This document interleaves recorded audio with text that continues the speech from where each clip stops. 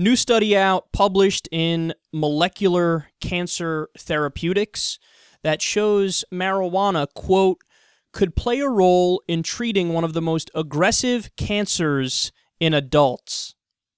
Now remember, when people talk about using marijuana for cancer today, they're mostly referring to a pain treatment that they use after chemotherapy, for example. A lot of people have trouble keeping down food. That's another thing. So it's either for getting people who aren't hungry and throw up all the time to eat and hold down their food, or it's for pain purposes. But what we're talking about here is much different. This is much, much bigger. Quote, there are more than 85 cannabinoids which are known to bind to unique receptors in cells and which receive outside chemical signals. These receptors feed into signaling pathways telling cells what to do. Recent studies have shown that some cannabinoids have potent anti-cancer action. For example, both THC and CBD have been shown in a number of laboratory studies to effectively induce cell death in tumor cells by modifying the faulty signaling pathways inside these cells. Depending on the cell type, this can disrupt tumor growth or start to kill it.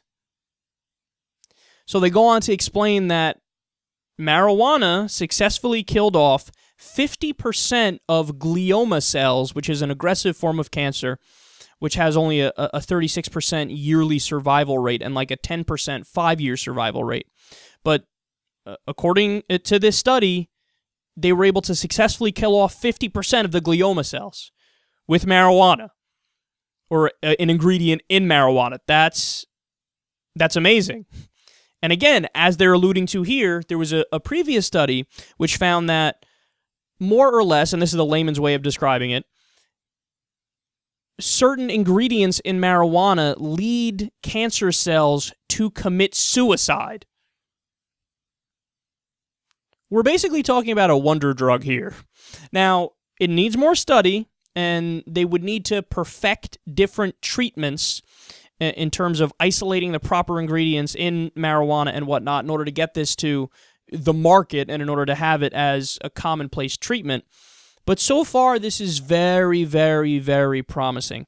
And this leads into the bigger conversation, which we've been trying to have on this show for a long time, which is we got to get over this walling off of our mind where we say certain drugs have no medicinal benefit because we just decided that, so we're not even going to study them. Because every time there's a new study that comes out, whether it's about marijuana or psilocybin, which is magic mushrooms, or LSD, or ecstasy, or any of these things, we've gotten nothing but positive stories within the past 2 or 3 years. And there are still so many bureaucratic hurdles for people to jump over because of the classification of these drugs.